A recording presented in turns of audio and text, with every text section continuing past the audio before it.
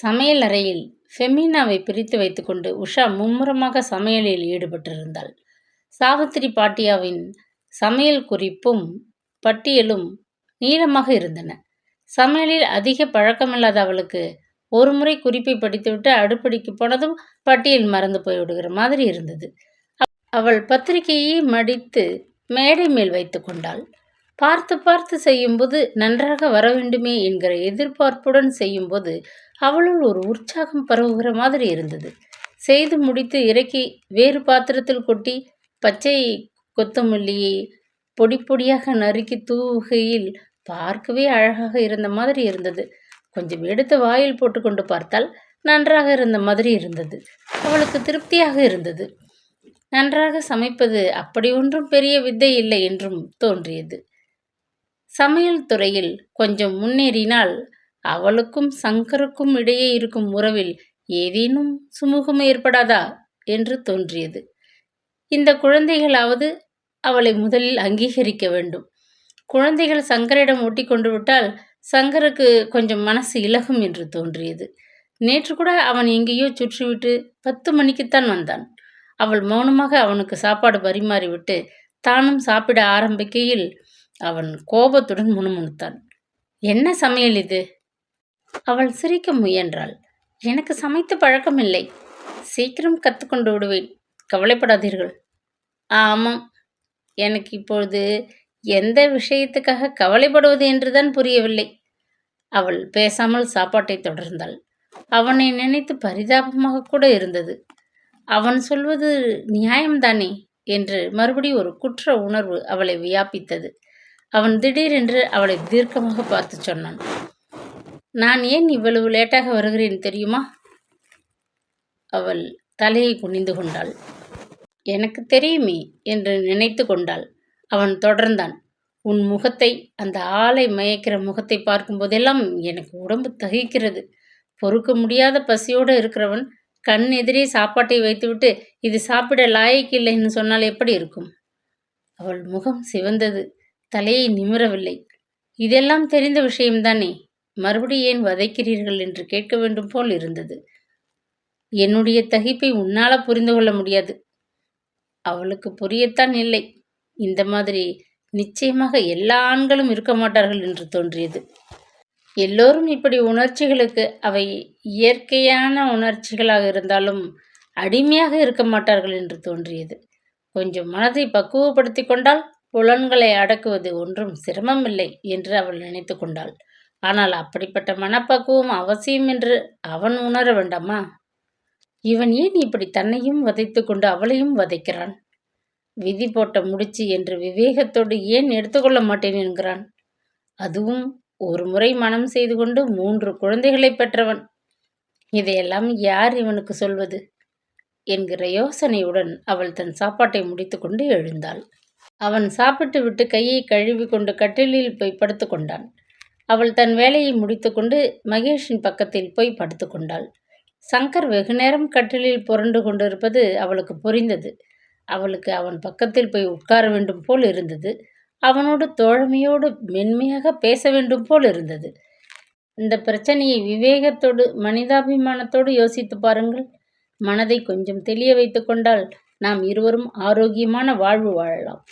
கொஞ்சம் மனிதாபிமானத்தோடு யோசித்தால் என்னுடைய இழப்பு மிகப்பெரிய இழப்பில்லை என்று நீங்களே என்னை சமாதானப்படுத்தி எனக்கு வாழ்வளிக்கலாம். அந்த மாதிரி ஒரு வாழ்வை நீங்கள் எனக்கு அளித்தால் எனக்கு எந்த குறையும் இருக்காது. பிரகதியாக என்னுடைய அன்பும் தோழமையும் உங்களுக்கு என்றும் இருக்கும், ஆயுசு உள்ளவரை. இதெல்லாம் அவனிடம் சொல்ல முடியுமா? சொன்னால் அவன் புரிந்து கொள்வானா? இன்னும் அதற்கு சமயம் வரவில்லை என்று தோன்றியது. என்றாவது அந்த சமயம் வருமா? வாசலில் யாரோ கதவை தட்டும் ஓசை கேட்டு அவள் கைகளை துண்டில் துடைத்து கொண்டு வாசற் கதவை திறந்தாள். Mrs மல்கோத்ராவும் Mrs பன்னாலாலும் நின்றிருந்தார்கள். நமஸ்தே பகன்ஜி, என்ன நீங்கள் இன்னும் செட்டில் ஆகலையா? வெளியிலேயே காணுமே என்றாள் மிஸ்ஸஸ் மல்கோத்ரா. உஷா கூச்சத்துடன் சிரித்தாள். நமஸ்தே, வாருங்கள் வாருங்கள் என்றாள். வீட்டை பராமரித்து பழக்கமில்லை என்கிற வார்த்தை நாக்கு நுனி வரை வந்துவிட்டது. செட்டில் ஆகிவிட்டது. ஆனால் ஏதாவது வேலை சரியாக இருக்கிறது என்றாள். வீட்டுக்குள்ளேயே உட்கார்ந்திருந்தால் வேலை இருந்து கொண்டுதான் இருக்கும். ஆச்சு என்று வெளியில் வந்தால்தான் வேலை முடியும் என்றாள் மிஸ்ஸஸ் பர்னாலால். நல்ல தத்துவம் என்று உஷாவுக்கு தோன்றியது. எங்க வீட்டுக்காரரும் அப்படித்தான் சொல்வார் என்று சிரித்தாள் மிஸ்ஸஸ் மல்கோத்ரா. அவர் வெளியில கிளம்பு என்று சொன்னால் 5 நிமிஷத்தில் கிளம்பியாக வேண்டும். இல்லாவிட்டால் கோபம் வந்துவிடும். அவள் குரலில் ஒரு பெருமை, காரணமே இல்லாத பெருமை இழையோடுகிற மாதிரி இருந்தது உஷாவுக்கு. அவளுக்கு சட்டென்று நேற்றிரவு கண்ட காட்சி ஞாபகத்திற்கு வந்தது. அப்படிப்பட்ட நிகழ்ச்சி ஒன்று நடந்ததாகவே நினைவில்லாதவள் மாதிரி சிரித்து கொண்டு மிஸ்ஸஸ் மல்கோத்ரா உட்கார்ந்திருப்பதை பார்த்து அவளுக்கு ஆச்சரியமாக இருந்தது. ஆனால் அந்த ஒடிந்து விடுகிற மாதிரி உடம்பும் கண்களுக்கு அடியில் இருந்த கருமையும் எல்லாம் சரியில்லை என்று காட்டிற்று.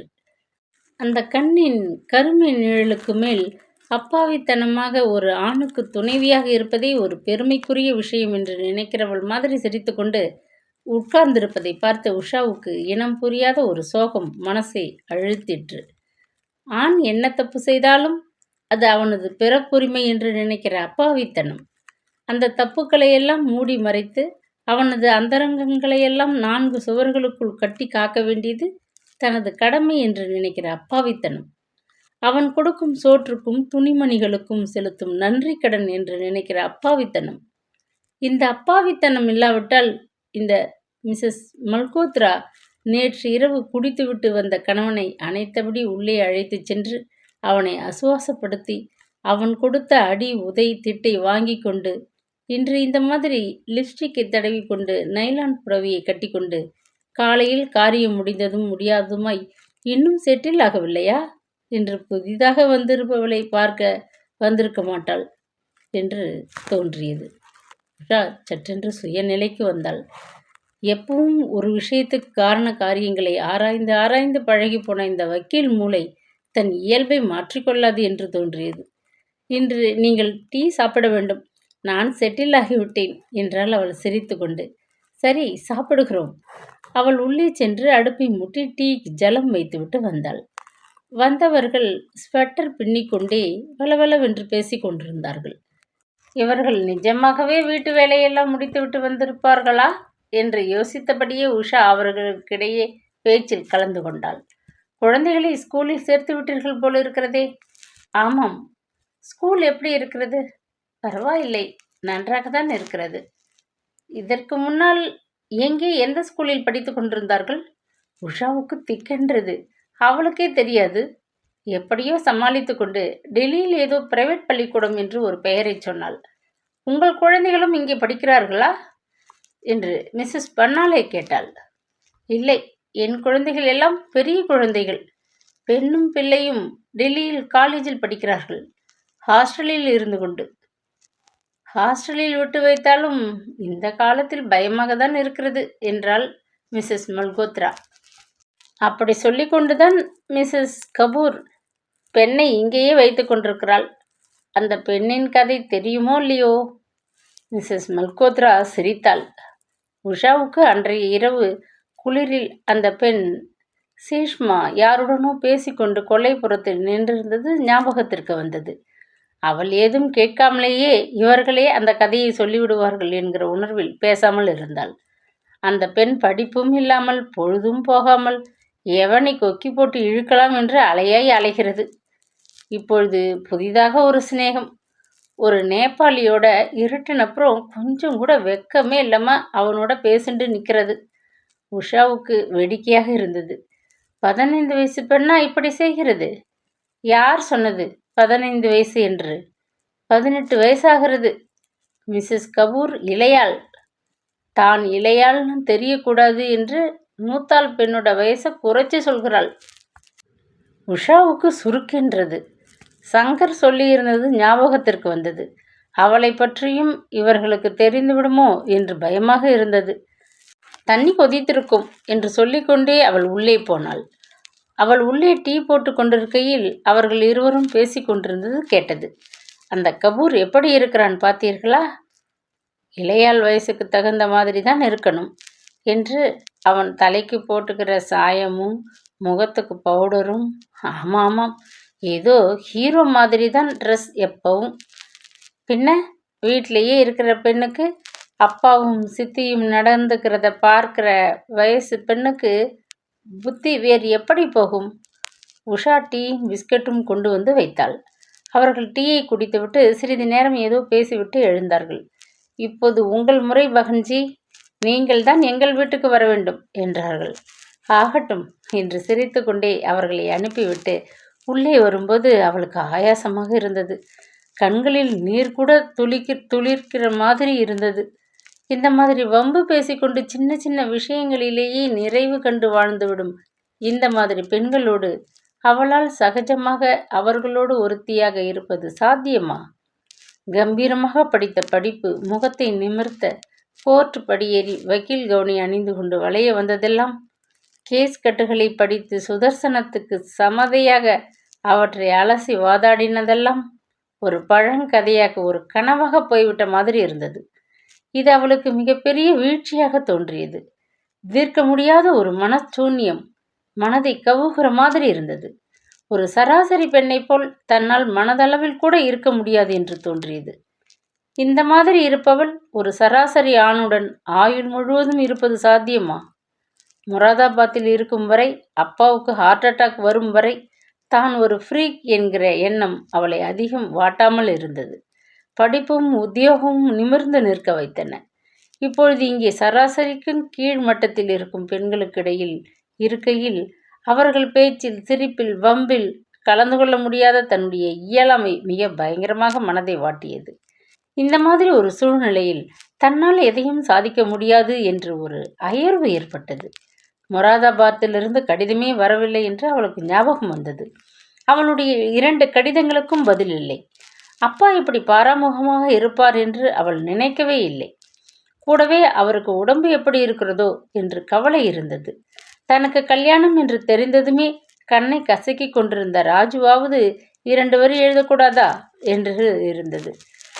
அங்கு இருக்கும் யாருக்கும் நன்றாக சம்பாதித்து கொண்டு பட்டம் கொடுத்த பெருமையோடு வளைய வரும் அவளை பார்த்து பழக்கப்பட்ட எவருக்கும் அவளுடைய இன்றைய நிலை என்னவாக இருக்கும் என்று கற்பனை செய்து கூட பார்க்க முடியாது என்று தோன்றியது.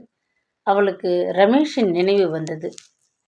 நான் உங்கள் நெருங்கிய தோழன் என்று அடிக்கடி அவன் சொன்னது நினைவுக்கு வந்தது. உண்மையிலேயே அவனுக்கு அவள் மேல் அன்பு இருந்தது என்று அவள் நினைத்து கொண்டாள். அவனிடம் அவள் அவனை மணக்காததற்கான உண்மை காரணத்தை சொல்லியிருந்தால் அவன் என்ன செய்திருப்பான் என்று அவள் நினைத்து பார்த்தாள்.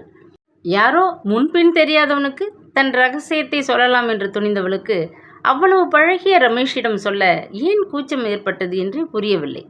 அவள் சொன்ன பிறகும் ரமேஷ் அவளை ஏற்றிருந்தால் அந்த வாழ்வு எப்படி இருந்திருக்கும்? இப்பொழுது இல்லாத தோழமையும் அமைதியும் கிடைத்திருக்காதா? ஒரே படிப்பு, ஒரே தொழில், உயர்மட்ட சிந்தனைகள், வாழ்வு எத்தனை ரம்யமாக இருந்திருக்கும். அவள் திடுக்கிட்டாள். அவளுக்கு என்ன நேர்ந்து விட்டது? இந்த மாதிரியெல்லாம் வேண்டாத யோசனைகளில் ஈடுபடும் அளவுக்கு அவளுடைய சிந்தனை திறன் மங்கிவிட்டதா? அவள் எழுந்திருந்து வினோதினிக்கு ஒரு கடிதம் எழுதலாம் என்று பேனாவும் தாளையும் எடுத்து வைத்து கொண்டாள். அன்புள்ள வினோதினி. வினோதினியை பற்றி நினைத்ததுமே அவளுடைய மந்தகாசம் முகம் நினைவுக்கு வந்தது. வாழ்வில் நிறைவை கண்ட மந்தகாசம், கணவனின் பூரண அன்பையும் தோழமையும் அடைந்துவிட்ட நிறைவின் மந்தகாசம். அவளுக்கு சந்தோஷத்தை கொடுக்கும்படியாக தன்னால் என்ன எழுத முடியும் என்று ஒரு வினாடி உஷா திகைத்தாள். வினோதினிக்கு வாழ்வே ஒரு வானவில்லாக வர்ணஜாலமாக இருந்தது. தன்னுடைய வாழ்வில் வண்ணமே இல்லை, நட்சத்திரங்கள் கூட இல்லை என்று எப்படி எழுதுவது? நீ சொன்னபடி இன்டிமேட்டாக எனக்கு யாருமே இல்லை. கொஞ்சம் நெருக்கமாக இருந்தவர்கள் கூட இந்த கல்யாணத்தினால் மிக தொலைவுக்கு போய்விட்டார்கள் என்று எப்படி தெரிவிப்பது? அவள் செயற்கையாக ஒரு உற்சாகத்தை வரவழைத்து கொண்டு கடிதம் எழுதி முடித்தாள். அப்பாவிடமிருந்து கடிதமே இல்லை என்றும், உடம்புக்கு ஏதாவது சரியில்லையா என்று போய் விசாரிக்கும்படியும் எழுதும்போது திடீரென்று ஒரு எண்ணம் அவளை தாக்கிற்று. தபாலில் சேர்க்கும்படியாக தான் கொடுக்கும் கடிதங்களை சங்கர் தபாலில் சேர்க்கிறானோ?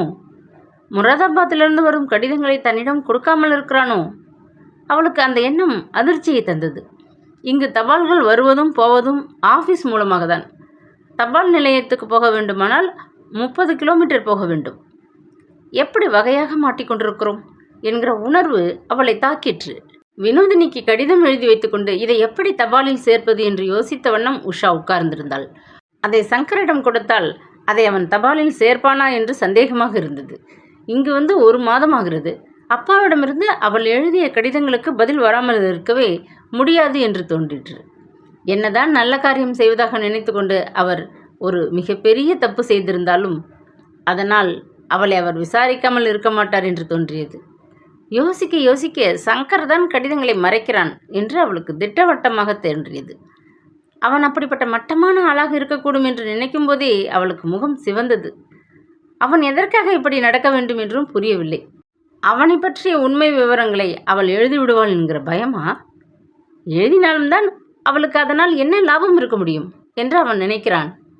அவளுடைய தந்தை அவனை ஏமாற்றியதற்கு அவரிடமிருந்து இன்னும் பணம் கறக்க வேண்டிய நிலையில் தன்னை பற்றிய விவரங்கள் தெரிந்தால் தன் கேஸ் பலவீனமாக போய்விடும் என்கிற எண்ணமா? தான் இப்பொழுது ஒரு பகடையாக போய்விட்டதை அவள் உணர்ந்தாள். தன்னை வைத்து மேலும் மேலும் அப்பாவிடமிருந்து பணம் கறக்காமல் அவன் இருக்க மாட்டான் என்று தோன்றியது அவளுக்கு. சட்டத்தை துச்சமாக மதிக்கும் ஒருவனுக்கு தான் மனைவியாக போனது மிகப்பெரிய கேலி கூத்து என்று தோன்றியது. உஷா MA BL எத்தனை பெரிய கேலி கூத்து! அந்த பட்டத்தை வைத்துக்கொண்டு அவள் இப்பொழுது என்ன செய்ய முடியும்? அவளுடைய அப்பா அவளை சுற்றி ஒரு முள்வேலியை படர விட்டு விட்டார். எந்த பக்கம் திரும்பினாலும் முள் குத்துகிறது. அந்த முள்வேலியை அகற்றுவது இப்பொழுது சாத்தியமில்லை என்று தோன்றியது. இப்பொழுது இந்த கடிதத்தை யாரிடம் கொடுப்பது? கணவனிடம் கொடுக்காமல் வேறு யாரிடமாவது கொடுத்தால் சந்தேகத்துக்கு இடமாகாதா? எந்த விஷயமும் இங்கு நிமிஷமாக பரவி விடுவதை அவள் இங்கு வெளியில் அதிகம் போகாமலேயே தெரிந்து கொண்டிருந்தாள். வேறு யார் மூலமாவது தபாலில் சேர்த்தாலும் வரும் கடிதங்களை என்ன செய்வது? அவை ஆஃபீஸ் மூலமாக வருவதைத் தவிர வேறு வழியே இல்லையே. சங்கரின் பார்வைக்கு தப்பிக்கொண்டு அவளிடம் வந்து சேர முடியாது.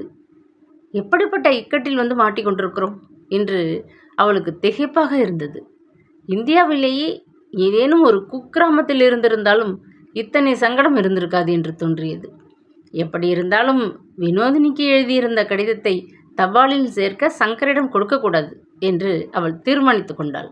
சங்கரை பற்றி இந்த மாதிரி ஒரு மட்டமான அபிப்பிராயத்தை மனதுக்குள் உருவாக்கி கொள்வது ஒரு அவமானகரமான விஷயமாக தோன்றினாலும் விழிப்புடன் இருக்க வேண்டும் என்று ஏதோ ஒரு உணர்வு அவளை அச்சுறுத்தியது. அவள் தன் சிந்தனைகளை அப்புறப்படுத்திவிட்டு கதவை திறந்து கொண்டு வெளியே வந்தாள். வெயிலில் கட்டிலை போட்டுக்கொண்டு 4-5 பெண்கள் ஸ்வெட்டர் பின்னுவது தெரிந்தது. இங்கு யாருடைய பார்வையிலிருந்தும் தப்புவது கஷ்டம் என்று தோன்றியது. அவளை பார்த்ததும் அவர்கள் முகம் மலர ஆவோ பஹன்ஜி பைட்டோ என்று அழைத்தார்கள். அவள் தயங்கி கொண்டு அவர்கள் எதிரில் நின்றாள். என்ன சமாச்சாரம்? ஒரு லெட்டர் போஸ்ட் செய்ய வேண்டும். காலையில் அவரிடம் கொடுக்க மறந்துவிட்டேன். டாக்பியின் போய்விட்டிருப்பானோ என்னவோ. போகிற சமயம்தான். போய் வேணுமானால் பார்க்கலாம். எங்கே போகணும் என்றாள் அவள் தயங்கி கொண்டே. நான் போய் பார்க்கிறேன் என்று அங்கு உட்கார்ந்திருந்த சீஷ்மா விருக்கென்று எழுந்தாள். சல்வார் கமிஸுக்கு மேல் வழக்கம்போல் துப்பட்டா இல்லை. துள்ளி கொண்டு நடந்து வருகையில் மார்பகங்கள் மிதக்கிற மாதிரி இருந்தன. லெட்டரை கொடுங்கள். டாக்பியூன் இருந்தால் அவனிடம் கொடுக்கிறேன். இல்லாவிட்டால் போஸ்ட் பாக்ஸில் போட்டுவிட்டு வருகிறேன் என்றாள். போஸ்ட் பாக்ஸ் எங்கே இருக்கிறது என்றாள் உஷா ஆர்வத்துடன். அதுவும் ஆஃபீஸ் பில்டிங்கில் தான் இருக்கிறது. சரி, அப்பொழுது நீயே போட்டு விடுகிறாயா என்ற கடிதத்தை சீஷ்மாவின் கையில் கொடுக்கும்போது துப்பட்டா போட்டுக்கொண்டு போ என்று சொல்ல வேண்டும் போல் இருந்தது. ஓ எஸ் என்றபடி சீஷ்மா கடிதத்தை எடுத்துக்கொண்டு புறப்பட்டாள். அசைந்து அசைந்து அவள் நடப்பதை, தனது வளர்த்தியின் அழகில் தானே லயித்து போன மாதிரி நடப்பதை பார்க்கையில் அவளது பெருமையில் ஒருவித நியாயம் இருக்கிற மாதிரி உஷாவுக்கு தோன்றியது. வாருங்களேன், உட்காருங்களேன் என்று குரல் கேட்டு அவள் திரும்பி பார்த்தாள். கட்டிலில் உட்கார்ந்திருந்த பெண்கள் அவளை ஆர்வத்துடன் கூப்பிட்டார்கள்.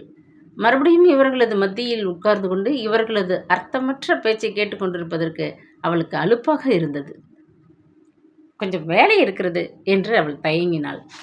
வேலை இருக்கவே இருக்கிறது, உட்காருங்கள் பெஹன்ஜி என்று அவர்கள் வற்புறுத்தவே அவள் அரை மனதோடு உட்கார்ந்தாள். உங்களுடைய பேச்சை கேட்டால் என் மனசு இன்னும் கனத்துதான் போகிறது என்று சொல்ல வேண்டும் போல் இருந்தது. சிரிப்பதற்கு எனக்கு வாழ்க்கையில் எதுவுமே இல்லை என்று சொல்ல வேண்டும் போல் இருந்தது.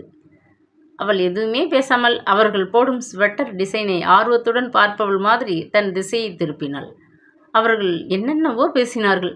சமையலை பற்றி, அங்கு கிடைக்கும் ஜப்பான் புடவைகளை பற்றி, இந்தியாவை விட மலிவாக இருக்கும் எவர் சில்வர் பாத்திரங்களை பற்றி, தனக்கு சம்பந்தமில்லாத ஏதோ ஒரு விஷயத்தை கேட்கிறவள் மாதிரி அவள் கேட்டுக்கொண்டு உட்கார்ந்திருந்தாள்.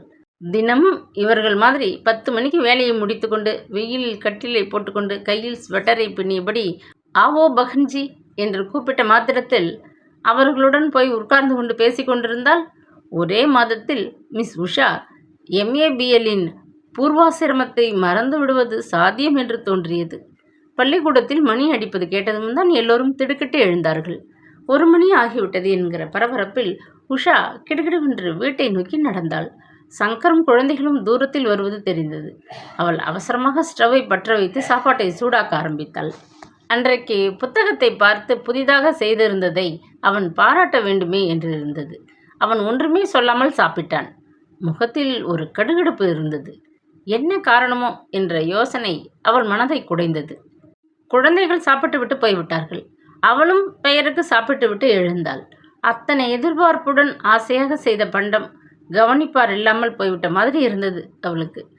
அவன் ஒருவித கடுகடுப்புடன் கேட்டான், எங்கே அலைய ஆரம்பித்து விட்டாய் நீ? அவள் திடுக்கிட்டாள். எங்கேயும் போகவில்லையே. பொய், நான் வரும்போது நீ வெளியிலிருந்து வரவில்லை? அவனுடைய குரலில் கோபம் ஏறிற்று. அவனுடைய கோபம் அர்த்தமில்லாத மாதிரி இருந்தது அவளுக்கு. ஓ, அவர்கள் வற்புறுத்தி கூப்பிட்டார்கள். ஒரு 10 நிமிஷம் உட்கார்ந்து விட்டு வந்தேன். என்ன, வீட்டிற்குள் வந்து உன்னை இழுத்து கொண்டு போனார்களா? அவனுடைய குரலில் இருந்த எகத்தாளம் அவளுக்கு சினத்தை ஏற்படுத்தியது. அந்த பெண்கள் எல்லாம் 10 மணியிலிருந்து அரட்டை அடித்து கொண்டு உட்கார்ந்திருக்கிறார்கள். அவர்கள் கூப்பிட்டார்களே என்று ஒரு 10 நிமிஷம் போய் நான் உட்கார்ந்தால் என்ன தப்பு? நீ போக வேண்டியதில்லை. யாருடனும் நீ பழக வேண்டியதில்லை. விமலா போக மாட்டாள். ஒரு கேம்பஸில் இருந்து கொண்டு எப்படி மற்றவர்களுடன் பழகாமல் இருக்க முடியும்? அதுவும் இத்தனை பெரிய மாளிகையில் நான் எப்படி நாள் முழுவதும் தனியாக உட்கார்ந்திருப்பது? அவன் ஆத்திரத்துடன் வந்து பலார் என்று அவள் கன்னத்தில் ஒரு அறை வைத்தான். அவள் அதிர்ந்து போனாள். இனிமேல் நாக்கை அடக்கி பேசு. உன் படிப்பையும் அந்தஸ்தையும் நீ காண்பித்துக் கொள்ள வேண்டியதில்லை. அவன் எப்படி இத்தனை ஆத்திரத்திலும் குரலை அடக்கி அடுத்த வீட்டுக்கு காது கேட்கக்கூடாது என்று நினைத்த மாதிரி பேசுகிறான் என்று அவள் கவனித்தாள். கன்னம் வின் வின் என்று வலித்தது. இது தன் கணவன் இல்லை, வேறு யாரோ என்கிற விசித்திர எண்ணம் அவளுக்கு தோன்றியது. ஒரு மூர்கன் தன்னை எங்கிருந்தோ கடத்தி கொண்டு வந்து மாதிரி அடிமைப்படுத்துகிற மாதிரி அவள் வாயே திறக்காமல் உட்கார்ந்திருந்தாள். தான் அந்த மாதிரி பேசியிருக்கக்கூடாது என்று நினைத்து கொண்டாள். அவனுடைய எகத்தாள பேச்சுக்கு தனக்கு எப்படி தொத்தி கொண்டது என்று நினைத்து அவளுக்கு அவமானமாக இருந்தது. அவனுடன் 1 மாத சகவாசத்திலேயே மனசு நாகரிகத்தை இழந்து விடுமானால் நாள் செல்ல செல்ல அதனுடைய கதி என்ன என்று நினைக்கையில் அவளுக்கு பயமாக இருந்தது. அவன் இன்னமும் ஏதோ யோசித்தபடி குறுக்கும் நெடுக்குமாக நடந்து கொண்டிருந்தான். இந்த சின்ன விஷயத்துக்கு இவன் இவ்வளவு கோபம் அடைவது அவளுக்கு ஆச்சரியமாக இருந்தது. அவளை அடிக்கும் அளவுக்கு அவனுக்கு கோபம் ஏன் ஏற்பட வேண்டும்? முதலில் ஒரு அவமான உணர்வு ஏற்பட்டாலும் அவனது செய்கையின் காரணத்தை ஆராய்வதில் மனசு லயித்தது. வாஸ்தவத்தில் அவளுக்கு வெளியே போய் இவர்களுடனெல்லாம் அரட்டை அடைத்து கொண்டு உட்கார்ந்து இருப்பது பிடிக்காது என்று சொன்னால் அவன் புரிந்து கொள்ள மாட்டான். அவளை நம்பவும் மாட்டான் என்று தோன்றியது. நீயாக எங்கும் போக வேண்டாம், தெரிந்ததா என்றான் அவன் கடைசியில். அவள் சரி என்று முணுமுணுத்து கொண்டாள், தன்மானத்தை விழுங்கியபடி. அவன் முகத்தை கழுவிக்கொண்டு ஆஃபீஸுக்கு கிளம்பினான். ஆஃபீஸுக்கு கிளம்புவதற்கு முன் நினைவுக்கு வந்தவன் போல் அவளை பார்த்து சொன்னான், நீ பாட்டிருக்க அதை செய்கிறேன் இதை செய்கிறேன் என்று நான் வாங்கி வைத்த ஜாமானை எல்லாம் தீர்த்து விடாதே. 1 மாதத்துக்கு வாங்கி வைத்திருக்கிறேன். அவளுக்கு தூக்கி வாரி போட்டது. 1 மாதத்துக்கா? கேள்வி நாக்கு நுனி வரை வந்து விட்டது. அடக்கி கொண்டாள். இப்பொழுதே பாதி தீர்ந்து விட்டது. இன்னும் மிகுதி நாட்களை எப்படி சமாளிப்பது? வளரும் குழந்தைகளுக்கு சரியான சாப்பாடு வேண்டாமா? இன்றைக்கு ஒன்றும் சொல்லக்கூடாது என்று அவள் பேசாமல் இருந்தாள். வேறு என்றைக்குத்தான் அவன் சுமூகமாக இருக்கப் போகிறான்? அவளுக்கே புரியவில்லை. அவன் சென்ற பிறகு அவள் பிரம்மை பிடித்தவள் மாதிரி வெகு நேரம் உட்கார்ந்திருந்தாள். அவள் ஒரு மிக அபத்தமான நம்ப முடியாத இக்கட்டில் மாட்டிக்கொண்டிருக்கிற மாதிரி இருந்தது. 100கணக்கான அவள் சம்பாதித்த நாட்களும் யோசிக்காமல் செலவழித்த நேரங்களும் ஞாபகத்திற்கு வந்தன. பெரிதாக வாய்விட்டு சிரிக்க வேண்டும் போல் இருந்தது. ஆனால் கண்களில் நீர் முட்டி நின்றது. அன்று ரமேஷ் சொன்னது ஞாபகத்திற்கு வந்தது. கல்யாணம் என்பது ஒரு விளையாட்டு சமாச்சாரம் இல்லை. ஒரு வக்கீல் இந்த மாதிரி 10ஆம் பசலித்தனமாக தீர யோசிக்காமல் ஒரு காரியத்தில் இறங்கலாமா? என்னதான் ஒரு பெண்ணாக இருந்தாலும். இப்பொழுது நினைத்து பார்த்தால் அவளுக்கே புரியத்தான் இல்லை. ஒரு வக்கீலாக இருந்து கொண்டு இந்த மாதிரியெல்லாம் மனிதர்கள் இருப்பார்கள் என்று அவள் ஏன் நினைத்து பார்க்கவில்லை? எனக்கு தோழமை வேண்டும் என்று அன்று சங்கர் தன் வரிசை பற்கள் தெரிய சிரித்து கொண்டு சொன்னது அவளை பேதலிக்கச் செய்ததா? தோழமை என்பதற்கு அவனது வியாக்கியானமே வேறாக இருக்கக்கூடும் என்று ஏன் தோன்றாமல் போய்விட்டது? நான் ஒரு என்ஜினியர், கிளாஸ் 1 ஆஃபீஸர் என்கிற வெறும் வார்த்தைகளை எப்படி நம்ப முடிந்தது? அவள் நம்பியது அப்பாவை, அவனை இல்லை என்று அவள் நினைத்து கொண்டாள். தீர விசாரிக்காமல் அப்பா இந்த மாதிரி காரியங்களில் இறங்க மாட்டார் என்கிற நம்பிக்கையில் 30 வருஷம் வளர்த்த பெண்ணிற்கு தான் போய்விட்டால் பிறகு யார் துணை என்று கலங்கியவர், கண்டவனுக்கு உன்னை கட்டி கொடுத்து விடுவோமா என்று சவால் விட்டவர் இப்படியெல்லாம் ஏமாந்து போக மாட்டார் என்கிற நம்பிக்கை. அவரிடம் எல்லாம் சொல்லியிருக்கிறேன் என்று அவளிடம் உறுதியாக சொன்னபோது நிஜமாகவே எல்லாம் சொல்லியிருப்பார் என்று ஏற்பட்ட நம்பிக்கை. கெட்டிக்காரி என்று பெயர் வாங்கியவள் இத்தனை பேதமையுடன் நடந்து கொண்டது எப்படி? இதை தலைவிதி என்று சொல்லாமல் பின் என்ன சொல்வது? விதி என்று சொல்வது ஒரு ஆக்கப்பூர்வமான சிந்தனை இல்லை என்றால் அப்படி அவள் நடந்து கொண்டதற்கு காரணம் அவளுள் புதைந்திருந்த ஊமை கனவின் பிரதிபலிப்பாக இருக்க வேண்டும். என் கணவன், என் குடும்பம் என்று பெருமையுடன் வளைய வரும் பெண்களைக் கண்டு அவளையும் அறியாமல் அவள் கனவு கண்டிருக்க வேண்டும். அப்படிப்பட்ட ஒரு கௌரவ வாழ்க்கை நமக்கு கிடையாது என்று சில தருணங்களிலாவது ஏங்கி இருக்க வேண்டும். எப்பொழுது கல்யாணம், ஏன் இன்னும் செய்து கொள்ளவில்லை என்று கேட்பவர்களுக்கெல்லாம் முகமலர்ச்சியுடன் தன்னால் பதில் சொல்ல முடியவில்லையே என்கிற ஒரு ஏக்கம் அவள் உணர்வில்லாமல் மனதின் அடித்தளத்தில் புதைந்திருக்க வேண்டும். அதனால்தான் சங்கர் வந்து அவளை பார்த்தபோது எனக்கு தோழமே வேண்டும் என்றபோது அதற்கு வேறு வியாக்கியானங்கள் இருக்கக்கூடும் என்று தோன்றாமல் போய்விட்டது. அவனது பளிச்சென்ற சிரிப்பு மாதிரி மனசும் பளிச்சென்று இருக்கும் என்று தோன்றிவிட்டது. அவன் சொன்னதையெல்லாம் நம்ப முடிந்தது. ஆக அவளே தான் குற்றவாளி. அப்பாவை சொல்லி பிரயோஜனமில்லை. ஹார்ட் அட்டாக் வந்து அதிர்ந்து கலங்கி போயிருந்தவர் உணர்ச்சி வசப்பட்டு ஒரு காரியம் செய்தார் என்றால் அவளுக்கு புத்தி எங்கே போயிற்று? அவளே ஏற்படுத்தி கொண்ட சிக்கலுக்கு அவளே தீர்வு காண வேண்டும். அது எப்படி என்றுதான் புரியவில்லை. சான் ஏறினால் முழம் சறுக்குகிற மாதிரி இருந்தது. சமாளிக்க வேண்டும் எப்படியாவது. அவள் தன் சிந்தனைகளில் ஆழ்ந்திருந்த போது வாயிற்கதவு தட்டப்படும் ஓசை கேட்டது. அவள் எழுந்த கதவை திறக்கையில் யாரோ ஒரு பெண்மணி நின்றிருந்தாள். நமஸ்தே என்றாள். நமஸ்தே, உள்ளே வாருங்கள் என்றாள் உஷா. நான் மிஸ்ஸஸ் குப்தா. இங்கு வந்து 2 நாட்கள் தான் ஆகின்றன. சங்கர் இங்கு இருக்கிறார் என்று தெரிந்ததும் நான் உங்களை பார்க்க வேண்டும் என்று வந்தேன். உட்காருங்கள் என்றாள் உஷா.